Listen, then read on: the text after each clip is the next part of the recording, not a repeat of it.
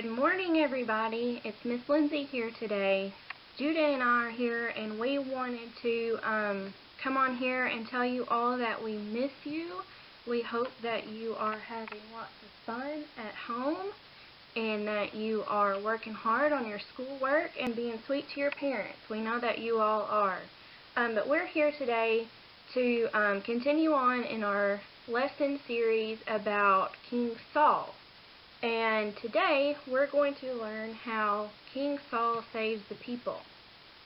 But first, we're going to do a little review from what Mr. Dillon talked with you all with last week. So lesson 2, we talked about how Israel, they were jealous of some people and they wanted to be like the other nations. And they wanted, what did they want, Judah? A king. They wanted a king. They didn't want to be left out.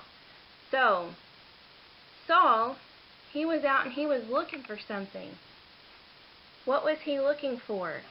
He was looking for his father's donkey. He was looking for his father's donkeys, and they had been lost for 3 days. And so his servant finally suggested that they go see the prophet Samuel. And God had been to Samuel, and he told him that Saul was going to be coming. So Samuel was ready when Saul came, and God told Samuel to anoint Saul as king. So that's where we are. And today, we're going to learn some more about Saul. Our Bible verse for today is 1 Samuel chapter 12, verse 24. Judah's going to read it for us. Only know the Lord and show him in the truth with all your heart. So consider what great things he has done for you. All right. So, let's think about that verse as we go through our lesson today. Nahash was an Ammonite, and he went to Jabesh Gilead. Nahash wanted to take over Jabesh Gilead, and the elders there made an agreement with him. They asked him to wait for 7 days so that they could send messengers out into their land to find people that would come fight for them. Nahash agreed, and if they didn't, they would become his servants. So the messengers arrived at Gibeah where Saul was. They told the news to the people. The people were very upset, and they shouted and cried. Saul was coming in from the field behind his herd and asked why the people were upset and crying. They told Saul about Nahash and how he wanted to take over Jabesh Gilead. This made Saul very angry when he heard this news.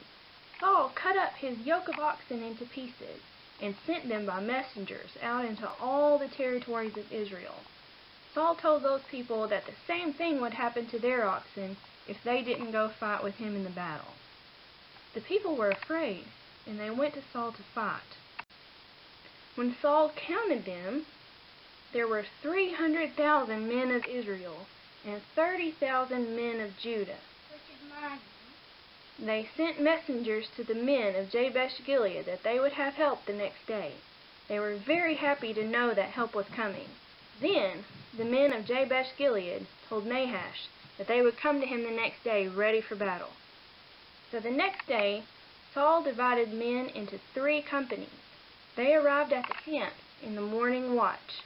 This would have been very early in the morning, and with the men divided, they could conquer the Ammonites from all different directions. Saul and his men killed the Ammonites until the afternoon when it was hot. It scattered the Ammonites so far that the ones that survived, there was no 2 of them were left together. There were some people that didn't want Saul to be king. But now with this victory that Saul implemented, the men that wanted Saul king wanted to kill the ones that didn't want him to be king. But Saul said no, that God had accomplished salvation for his people today. Samuel told the people to go to Gilgal. All the people went to Gilgal, and Saul was made king there. Remember, he was anointed king in our last our last lesson. But he was officially made king at Gilgal. All the people went to Gilgal, and Saul was made king, and everyone was happy and they celebrated. Samuel told the people of Israel that he listened to them and gave them a king. He reminded them that it was God who had delivered the people from Egypt, and then they wanted a king. But God was still their king. So let's think back to 1 Samuel chapter 12, verse 24. Samuel reminded them to fear the Lord, to serve him, and to obey his voice, not to rebel against his commandments. Both the people and the king needed to obey God. But if you don't, then God will be against you. Samuel asked God to send thunder and rain that day. God sent the thunder and rain to prove his power, and the people were very afraid of God and Samuel. So let's read 1 Samuel chapter 12, verse 24 again.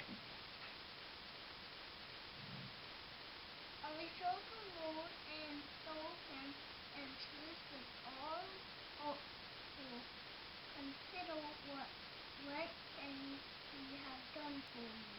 1 Samuel 12:24. The people were told to fear the Lord and to serve him in truth.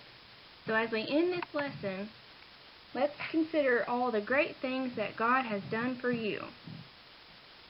Alright, next we're going to do our little review. And if your parents haven't printed off the worksheet yet, I'll wait, tell them to go do that. But even if they can't print it off, you can look at a picture of it.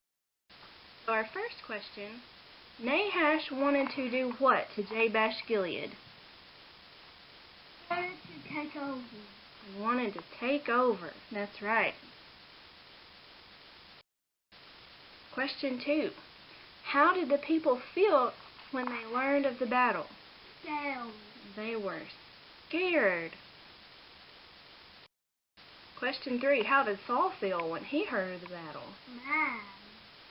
He was angry.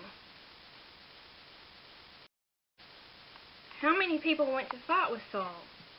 How many men went from Israel? 3,300. 300,000. 300,000. Boys? And how many men of Judah went? 30,000 men of Judah. Why did everyone go to Gilgal? To anoint Saul as king. Okay. Saul was made king at Gilgal. And the last question, Samuel reminded everyone that who is the king? God. God is king. Alright, that concludes our lesson for today. I hope you all have a great day. And don't forget to be working on your bubble study work and have your parents send me a video of it and we'll post it for everyone to see. Thanks you all and have a great day.